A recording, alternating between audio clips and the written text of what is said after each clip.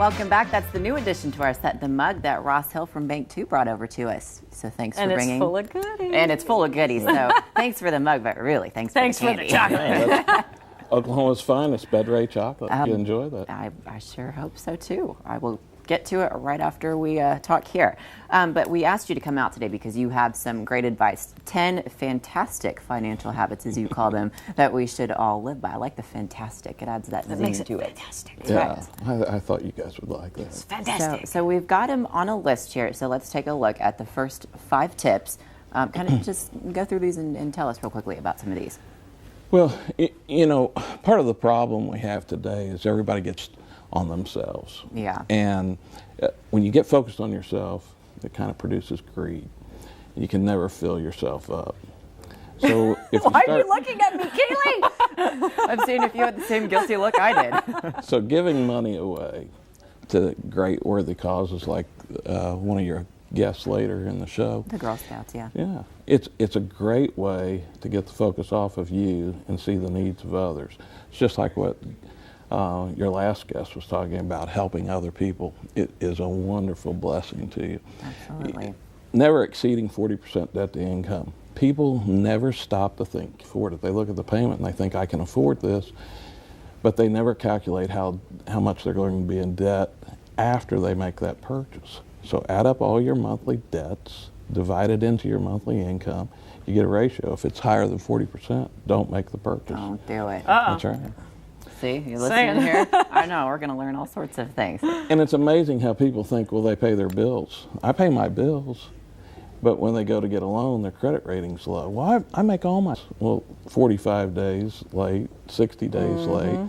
Well, or you'll hear people say, well, technically they said it's not really late till it's the 15th, even though it's due on the 5th. No. Well, you probably need to be making it on the 5th, not the 15th. If you make it on the 15th, you're probably going to make a late payment charge, have a late payment charge, which increases your expenses, lowers your ability to save money. Yeah. Make your payments on time all the time.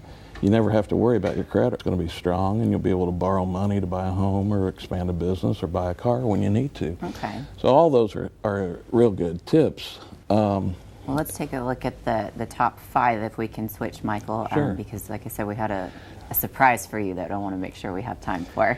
Well, these are all great tips, and they're available on my website. But I think we'll link that to our Facebook page for everyone.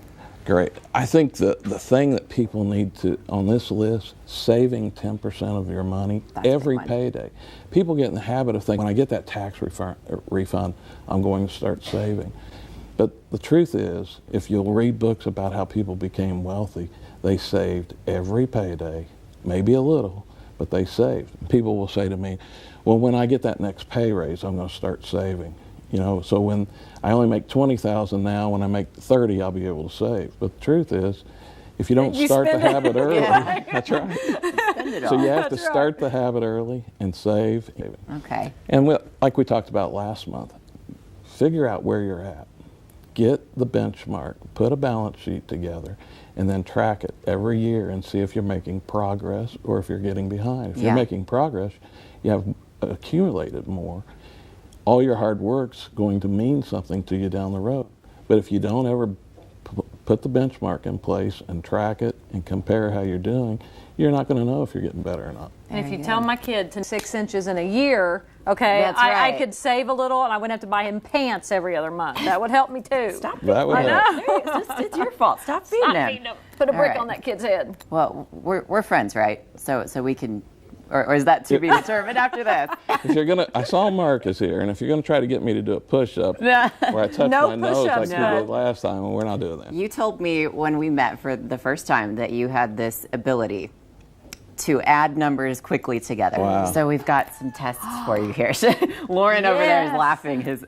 I don't think that's exactly what I said. So if you're going to look at the monitor. Now. Okay. Look at the monitor right here. 17. No. 17. 56 plus 82. 138. Okay. Is it Michael? Is it? Yeah. Oh, yay. There you go. Okay. I was but counting. you didn't even notice. I'm like, you didn't even notice how little I looked at the monitor. Well, Go back and watch the film. All right. Let's go to the next one. The next one. Oh, that's a little bit of a challenge. 240, excuse me. 240? Yeah. Michael? 250. We need a cue about ding, ding, ding, ding, ding. That's what we need here. This is pressure. Okay, one more for you. Here it is. There's a I'm big. This is close. the I'm test, within the 10%. test. Is that not bad? Okay. This is the big one. Oh, wow. 6, 9. I couldn't even do it at all. 1, 9, 9, 7, 6. Michael? 1976. 1996. Ooh, very close. Okay, I lied to you, didn't I? You did a good job. I think you did a good job. Lauren is laughing uncontrollably over there. She had nothing to do with this, so don't get on her about it. Me and my big mouth. That's right. That's right. So you never should have told me that. I'm going to be very careful what I tell you in the future. All right. Well, hopefully that wasn't too bad. Thanks for playing That was along. fun. All right. Well, thanks for being here, Ross.